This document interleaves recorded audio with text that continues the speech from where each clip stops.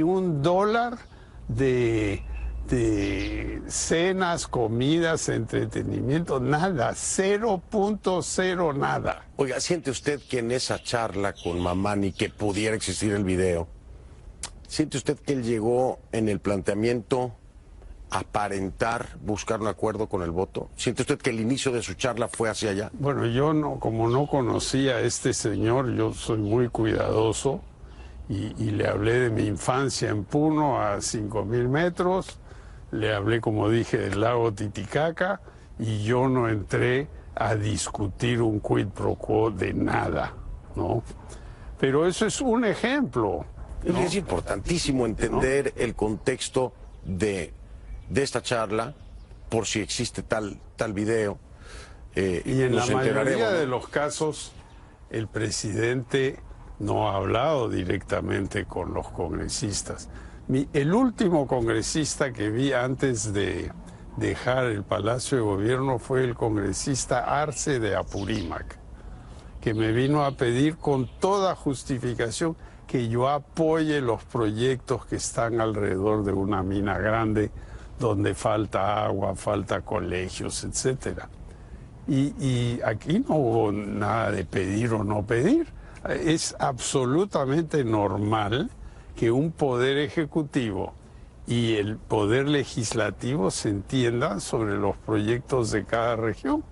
Eso ocurre en Estados Unidos, eso ocurre en Francia, ocurre aquí en el Perú también. En ningún momento, de parte de usted obviamente me queda claro, de acuerdo que me dice que en ningún momento usted buscó un intercambio de votos con ofrecimientos o con promesas, pero ¿hay alguien que tal vez pudo haber actuado por cuenta propia como pudiera interpretarse en los videos? Es decir, que estuvieran tratando de llegar a acuerdos sin su conocimiento o... Siempre hay gente muy entusiasta, ¿no? Entonces, de repente se disparan, ¿no? Pero yo les dije desde un principio, aquí tenemos que primero impedir esta segunda vacancia express, porque no tiene ningún sustento legal, 0.0. ¿Impedirla en qué vía? ¿Cómo? Bueno, hay la vía judicial. El problema es que aquí el Tribunal Constitucional es muy lento y durante toda esta crisis estaban entre ellos en un debate sobre si uno de los miembros tenía o no su PhD. Esa era la discusión. Y mientras tanto el presidente lo están vacando en unos días, ¿no? Entonces, el Tribunal Constitucional en este caso no ha servido para nada. Esa es la verdad, ¿no? Y se hubiera podido hacer una acción de amparo, pedir una acción de amparo a un tribunal, pero no hicimos eso. Teníamos plena confianza de que la opinión pública nos iba a respaldar, como se va a ver ahora.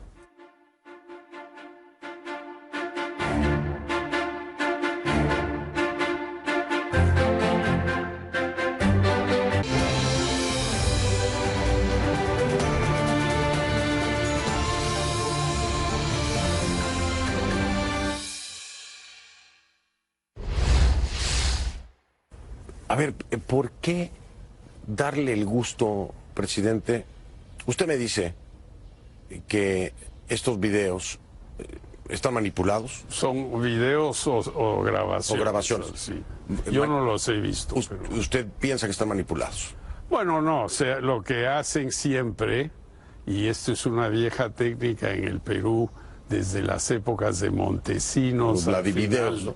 Los Vladivideos cortan, hacen un cut and paste, ¿no? Como se dice, y van poniendo lo que quieren poner. Eso sería un delito gravísimo. Por eso los jueces siempre piden la grabación entera, la cinta entera, y así entonces, será, si no es cierto, si no hubo intento de compra de votos para evitar su vacancia, y usted se lo asegura a los peruanos que lo están viendo en este momento y obviamente a la audiencia internacional, y me lo dice usted a mí, ¿por qué renunció? ¿Por qué le da el gusto entonces a unos videos que me dicen son totalmente falsos, manipulados?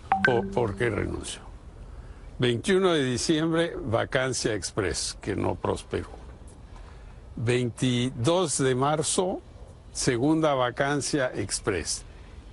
unos días antes, un destacado congresista del partido de oposición dijo, si fallamos en el segundo intento, lo haremos en el tercero.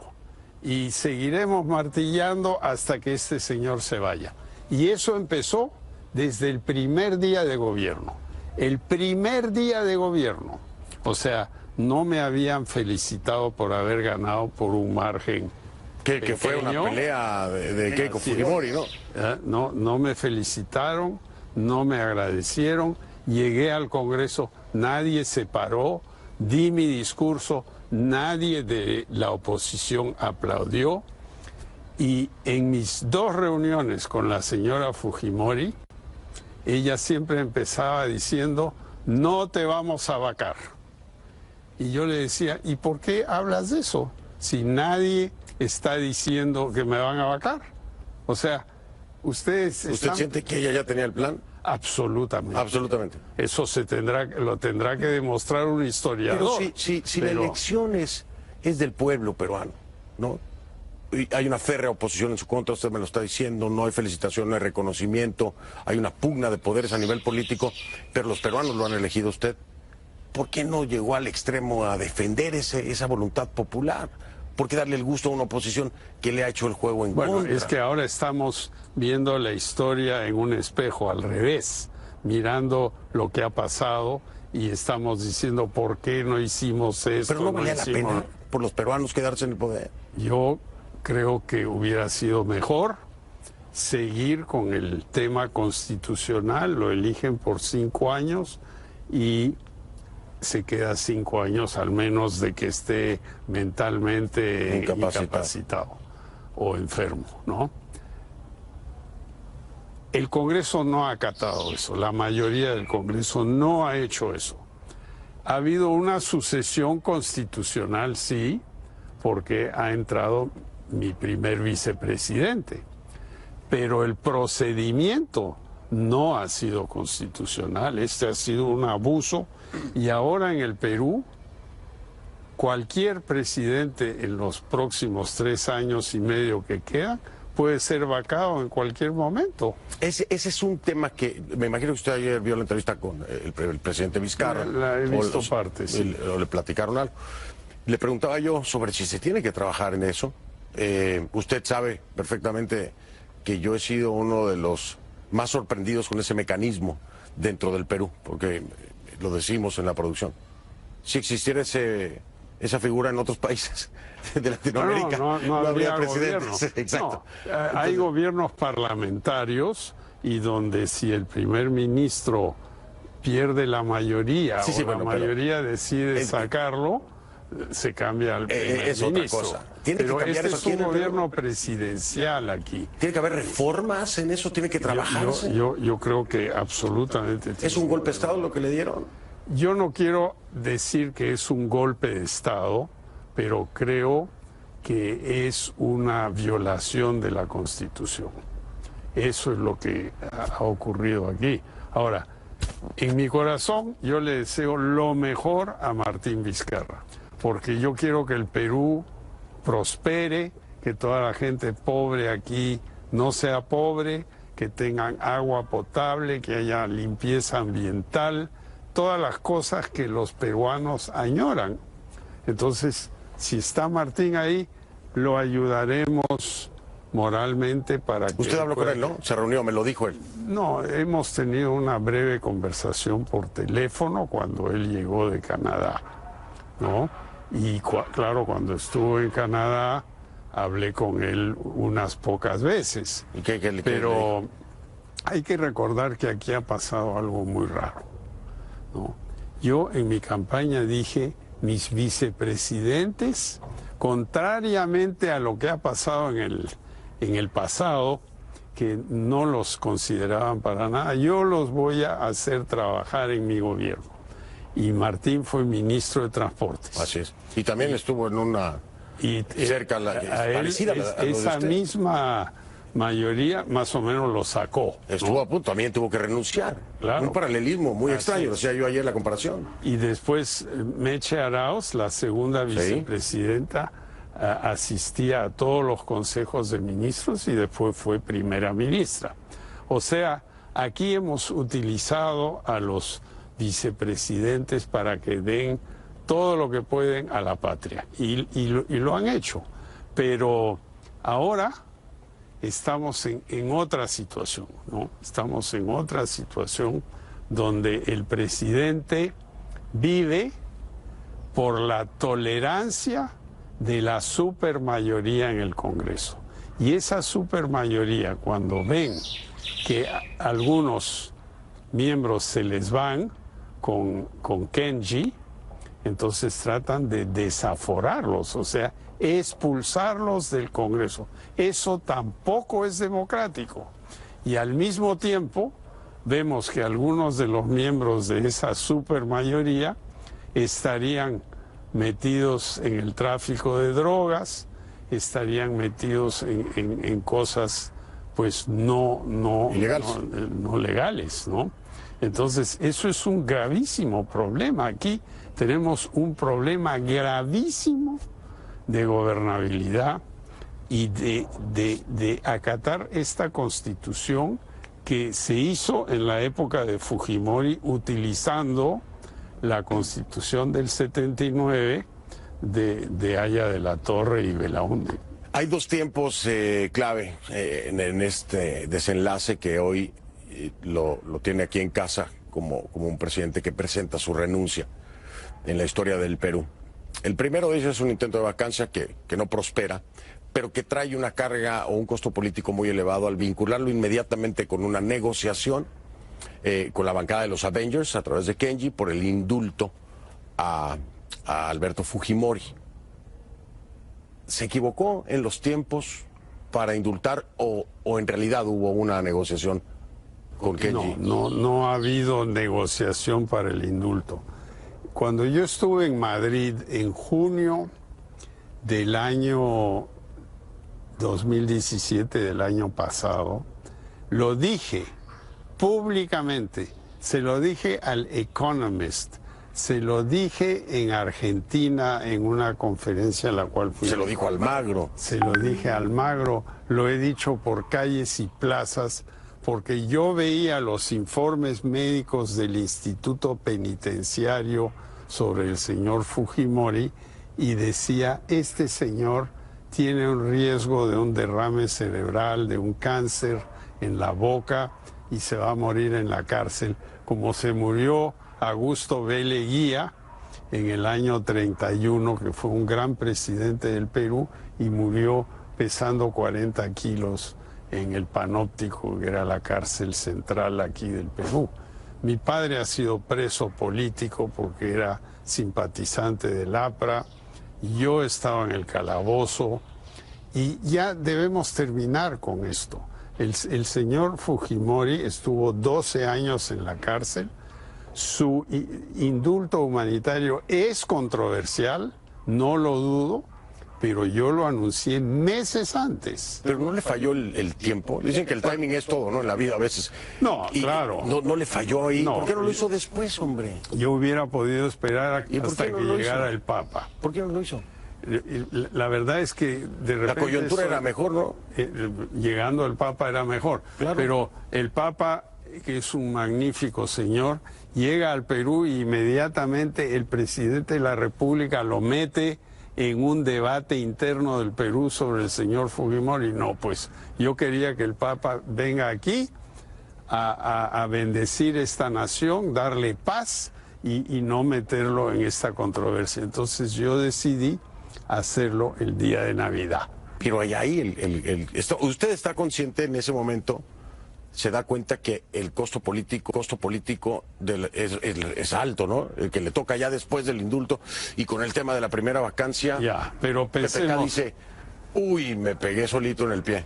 No, porque también pensemos que yo le propuse al Congreso en la campaña que hubiera detención domiciliaria, que no existe en el Perú, y de esa manera el señor Fujimori hubiera estado más tranquilo, pero... O sea, ¿lo volvería a hacer en el mismo momento? Bueno, no, obviamente ya no, porque ahora ya entonces he sí visto le falló, la historia. Entonces sí le falló, ya vio. He visto la y ya historia vio la consecuencia y de la eso. historia no ha sido buena, ¿no? Y hay la consecuencia de eso, ¿no? Bueno, pero eso no es todo lo que ha pasado, porque aquí si la hija del señor Fujimori, la señora Keiko, hubiera sido una entusiasta de que su padre estuviera mejor, hubieran pasado esa ley que le permitía la detención domiciliaria, todo hubiera ido tranquilito. Es que Keiko no quería que saliera su papá. Eso no lo voy a decir. Pero lo entiendo así, ¿no? No fue entusiasta. Bueno, hay gente que lo entiende así. ¿Y usted cómo lo entiende? Yo no especulo. ¿No? No. ¿Habló con Keiko en algún momento del indulto? Sí, ¿Y cómo fue? Ella me dijo, no quiero hablar de eso. Y hay testigos. Y después de eso no más. Nos dijo que las conversaciones no podían ser sobre eso. Y yo entiendo también, como ella es la hija de su papá, de repente no quiere hablar de eso, ¿no? Pero es difícil entenderlo, ¿no? Que su papá pueda estar cerca de... Bueno, digo, yo quisiera a mi papá cerca de mí, ¿no? Claro. Y con Kenji fue diferente. Sí pudo hablar más abiertamente el tema. Ah, sí, claro que sí. ¿Y Kenji no le dijo nada de por qué esta situación con Keiko? Él no se metió en ¿No eso. se metió? No. ¿Qué tan cercana es su relación con Kenji? ¿O fue su relación? ¿O sigue siendo? No, yo lo conozco a Kenji. Yo creo que Kenji es un tipo muy simpático que adora a su papá.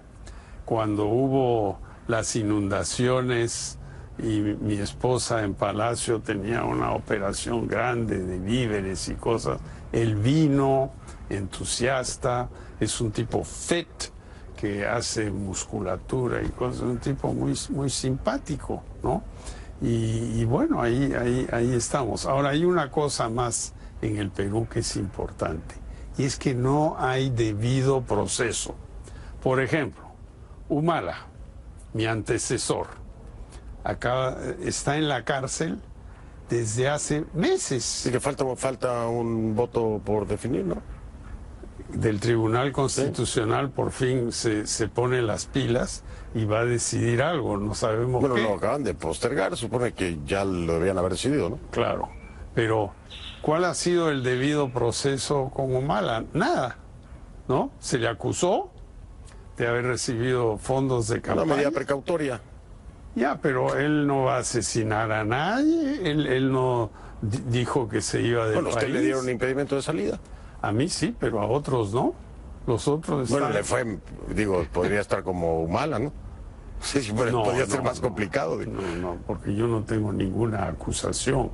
Yo tengo algunas investigaciones que se aclararán. He abierto todo está disponible.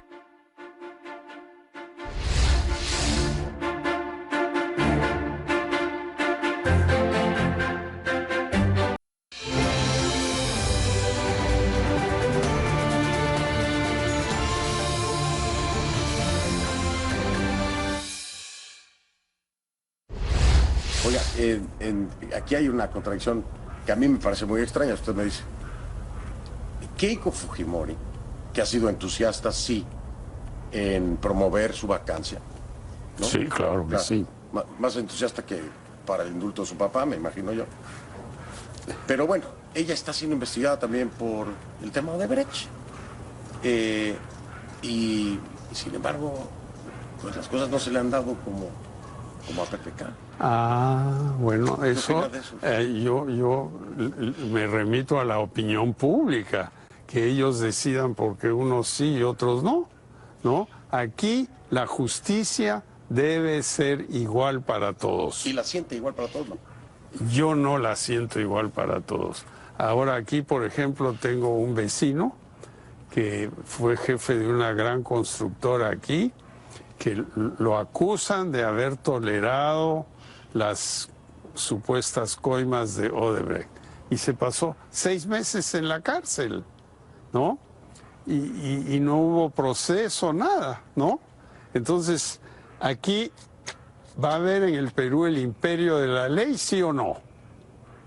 Y la respuesta en este momento es una mezcla de cosas. Para algunas cosas sí, para otras no. y eso es muy penoso. ¿Confía en la justicia peruana?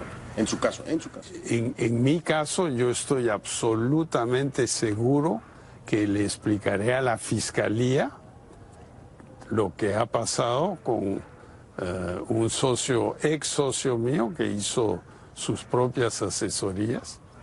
Estoy absolutamente confiado. Aquí no hay ninguna acusación, no hay nada, hay una investigación. Me puse a investigar unas declaraciones de... Sí, me está hablando usted de Gerardo Sepúlveda, ¿no? Yo hice unas investigaciones aquí de declaraciones que hizo Marcelo Odebrecht, ¿no? Y Marcelo Odebrecht, pues como que le ayuda, ¿no? A usted en sus declaraciones. Bueno, dice que yo era una piedra en el zapato. En el zapato en el gobierno de Toledo. Pero también para el tema de las... Bueno, no, es que estos proyectos grandes, pues el Ministerio de Economía siempre los mira con lupa, ¿no? Pero también él dijo... ¿A favor lo de Marcelo Odebrecht? Sí, pero nadie aquí lo recogió. ¿Por qué? No sé, porque aquí había una campaña en mi contra de algunos medios, no de todos. Porque esto es testimonio recogido por las autoridades de Marcelo Odebrecht. Así es. Diciendo que usted fue la piedra en el zapato. Y por eso él sigue en las operaciones de Odebrecht. Claro, en sus declaraciones al fiscal dice que para ablandarlo, después de que salió de ministro, lo invitamos a dar conferencias pagadas. Bueno, con mi secretaria hemos revisado... Usted dio asesoría, ¿no? Todas las conferencias. ¿Usted sí dio asesoría en algún momento? Yo he dado asesoría. Sí, pero eso fue mucho después de que fui ministro. ¿Y cobró por esa asesoría? Después de haber sido ministro. Mucho después, ¿no? Ahora, en el 2008, 2012... Cuando fue ministro, hay operaciones de Westfield y de... pero no, yo nunca las he firmado. Usted ha dicho que usted no estuvo... Ni fui consultado. Al inicio de su gobierno, ¿no cree que le falló transparentar precisamente esas dos empresas, aclararlas? Lo que pasa es que ni se me ocurrió que se habían firmado contratos. Yo los he visto por primera vez en diciembre del año pasado, esos contratos. Es que es difícil. Se lo voy a plantear así, ¿no? Pero no está mi firma y el mismo banco de crédito que era el socio de algunas de estas Pero entiende por qué la opinión pública, en el contexto en el que se dan las cosas, es decir, Toledo. Porque Toledo está siendo investigado y la extradición, y etc. Usted siendo un ministro. Coimas de Odebrecht, la interoceánica, es decir, todo el contexto. No, pero en el año 2004 al 6, cuando yo fui primer ministro y ministro de Economía, Odebrecht no estaba siendo investigado en ninguna parte del mundo. Claro, yo le estoy diciendo en ese momento era la constructora más grande de América Latina. Ocurre todo con las investigaciones que hoy hay. Eso viene mucho después, ¿no? Pareciera, claro, viene mucho después, pero pareciera que bajo el manto de la investigación o duda que hay con Toledo, pues lo están metiéndose en el paquete. Están tratando algunos de meterme en el paquete, pero yo voy a explicar muy claramente, como ya lo he hecho además en la Comisión Lavajato y en los medios y en diversas reuniones con la Fiscalía, no hay absolutamente nada. ¿Dónde está la firma? ¿Acá se equivocó? ¿Usted reconoció haberse equivocado? Yo tenía esta pequeña firma que ha asesorado a Engie, Tractebel se llamaba en esa época. Yo he sido el banquero de inversión de América Latina más conocido en el mundo durante años. Y la gente me ha buscado para un consejo aquí, un consejo allá. Yo he asesorado... ¿Hay conflicto de intereses cuando se tienen funciones de gobierno? Pero por supuesto, pero yo no he dado ningún consejo siendo ministro a ningún empresario sobre sus proyectos, nunca.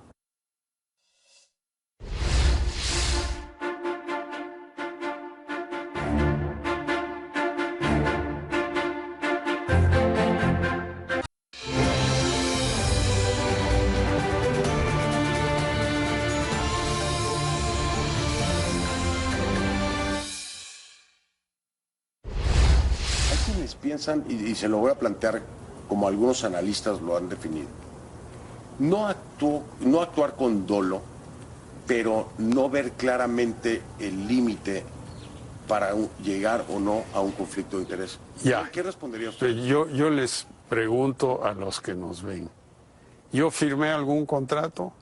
¿Yo le di algún contrato a nadie? ¿Beneficio económicamente o no? No, para nada. Sí, siendo las empresas. Años después. Si a la empresa le va bien a PPK también. No, no necesariamente. Es completamente separada. Años después sí di asesorías. Hace años, hace más de 20 años aquí se crearon AFPs, yo di asesorías para la creación, se construyeron tubos de gas, yo di asesoría, no era ministro. Entonces aquí tratan de mezclar las cosas. Yo salí el 28 de julio del 2006 del gobierno y no hice nada hasta fines del 2007, un año y medio después. O sea, he seguido las reglas totalmente.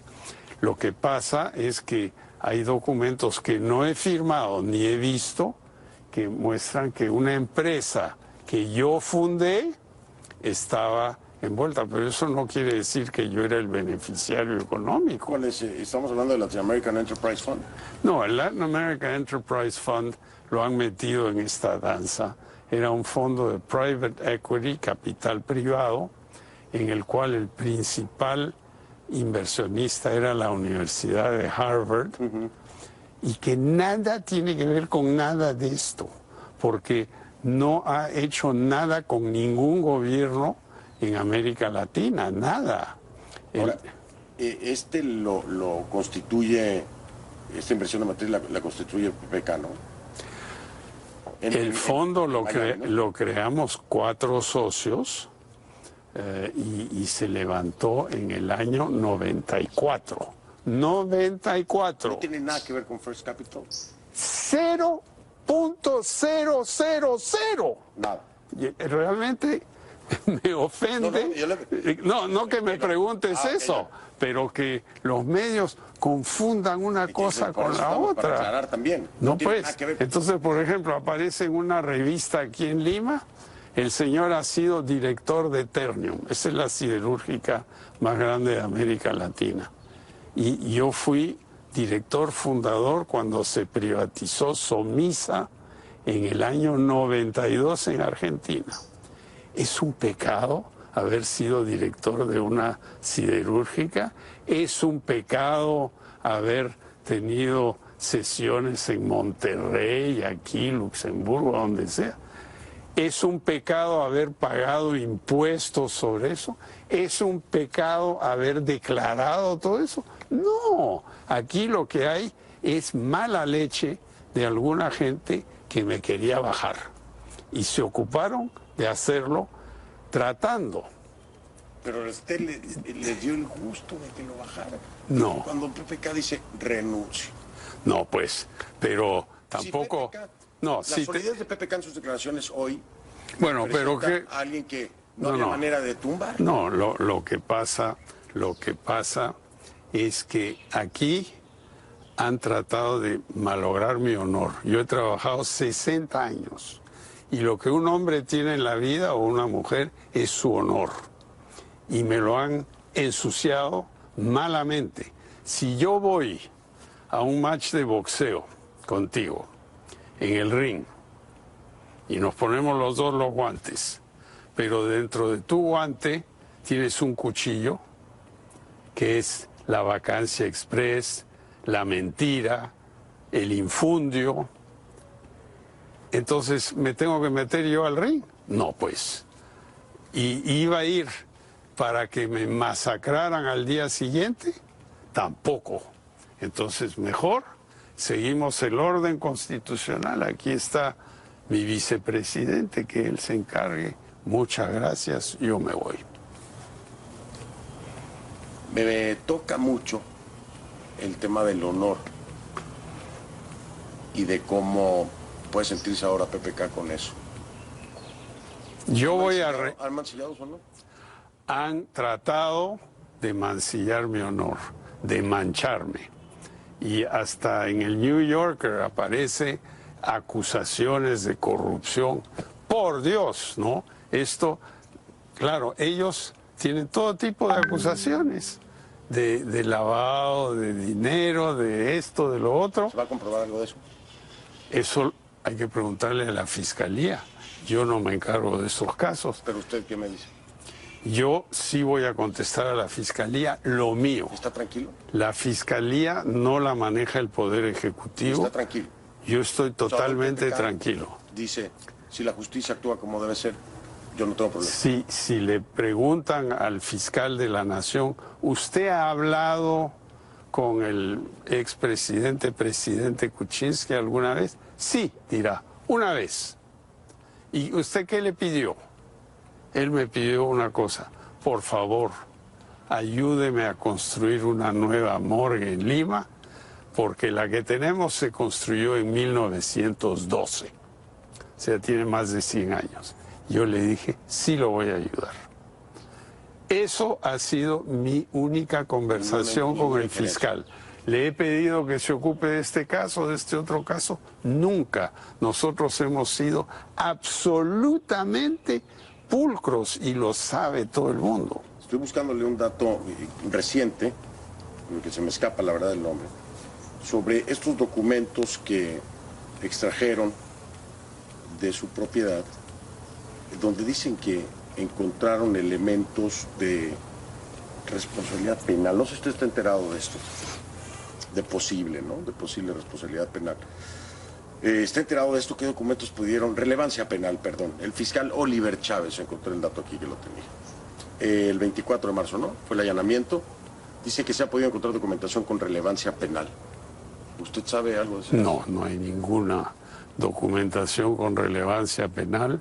Llegaron aquí a la casa, estuvieron 15 horas y no hay absolutamente nada. Se llevaron mis estados bancarios, se llevaron una brochure de la Interoceánica Sur impresa en cartulina brillante del año 2008 de Odebrecht, que se la distribuyó a 1000 personas. Eso no es penal, por Dios. ¿Y por qué diría el fiscal Oliver Chávez eso? Porque yo creo que aquí hay mucha gente que quiere hacer carrera política con la justicia. Y eso no es así. Y ha habido otros casos en otros países iguales. Mire lo que le pasó al señor Spitzer en Nueva York. Él se lanzó contra AIG y al final se perdió el juicio, ¿no?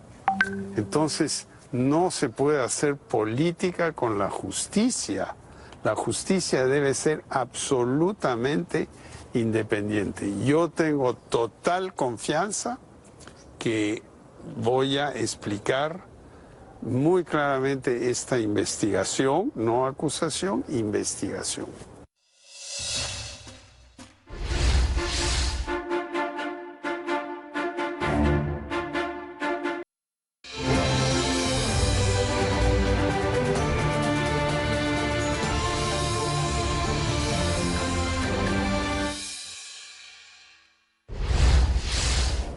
Ya voy a cambiar el tema, porque en Venezuela los venezolanos opositores lo ven como una especie de héroe en la lucha de la crisis humanitaria, la crisis política. El Grupo de Lima nace, ¿no? Junto con usted. Va a continuar, por cierto, me lo dijo ayer el presidente Vizcarra. Y está ahora la Cumbre de las Américas.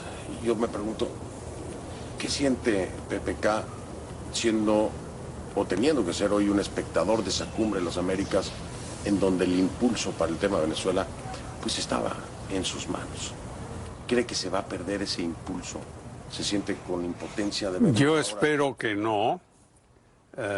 Yo creo en la democracia, en la transparencia. Lamentablemente lo que pasa en Venezuela es una tragedia y aquí tenemos grupos de extrema izquierda que aplauden al gobierno de Maduro. Deben ser los únicos en el mundo que aplauden al gobierno de Maduro. No, hay varios, hay varios. Hay unos cuantos más, pero no son muchos. No muchos, pero sí hay otros. Entonces, aquí, Venezuela, hay que ayudar a que salga adelante. Es inconcebible que en el siglo XXI haya las enfermedades que hay en Venezuela, la desnutrición. El venezolano promedio, entiendo yo, que ha bajado en los últimos 2 años 10 kilos. No sé si es verdad esa cifra. No puedo confirmarla, pero... Pero, en fin, pero es una situación calamitosa, ¿no? Entonces se habla de sanciones, se habla de muchas cosas. Lo que se debe hablar es ayuda humanitaria y darle, así como el Perú les ha dado a los venezolanos que han venido aquí, la oportunidad de trabajar, ubicarse y tener una vida normal. El tema de Trump y que no vino. Bueno, él me conoce bastante y me imagino que asocia el Perú conmigo. Es una pena que no haya venido. Obviamente hay otros problemas que él tiene que enfrentar, como el de Siria y otras cosas más. Qué pena que no esté, ¿no? Un clima medio tormentoso también. Bueno, hay mucha tormenta en muchos lugares del mundo, ¿no? Oiga, ¿habló con él? ¿Habló con Trump? Ahora, Después, ahora no, la última vez cuando que estaba hablé en medio de todo con este Trump fue en enero, febrero. Hablamos un poco del tema internacional de Venezuela. Tuvimos una buena conversación en la APEC, en Da Nang, en Vietnam. Hablamos del terrorismo, de la droga, ¿no? Que realmente es pues una amenaza que está encima de nosotros. Y varios países. Entonces, ¿usted cree que Trump asocia a Perú con PPK y con... Espero. No, yo creo que... No. Pero bueno, si lo asocia seguramente. Eso sí. Expresidente Kuczynski, yo sé que usted quiere enviarle un mensaje al Perú y sería muy descortés no ser recíproco a su cortesía de darme esta entrevista. Y quisiera hacerle la cámara que tiene aquí. No. Para enviarlo. Primero, muchas gracias por la entrevista. Yo quiero que el Perú prospere, que América Latina prospere, que se siga adelante con el programa para el cual se me eligió, que era la revolución social, para que todos tengan salud, agua potable, buena educación y trabajo. Y eso es mi mensaje. Yo no estoy resentido, yo aguanto, voy a cumplir 80 años en unos cuantos meses y veo el futuro con optimismo. A pesar de todo esto. A pesar de lo que me ha pasado, hemos cometido errores sin duda. ¿Cuál fue el más Pero grave? no han sido errores penales, no han sido errores de corrupción, han sido errores de timing político. Quizás este indulto humanitario se hubiera debido hacer de otra manera, demorar un poco, hacerlo antes también, ¿no? Pero hay mucho vinagre, mucha acidez, ¿no? Hay gente que dice que todos son unos diablos y que nunca vamos a hablar con ellos y que yo he sido el peor presidente en la historia del Perú. Mucho hígado. Jesucristo nos dijo, ama a tu prójimo. Y eso es lo que tenemos que hacer, no estar gritando y peleándonos así. Perdona a los que... Yo perdono a todos y todos saben que yo nunca he alzado la voz en el debate político de los últimos 2 años y medio. Siempre he sido conciliador, quizás demasiado, pero lo seguiré siendo siempre. Gracias por este tiempo y gracias por recibirnos. Muy amable. Gracias, presidente.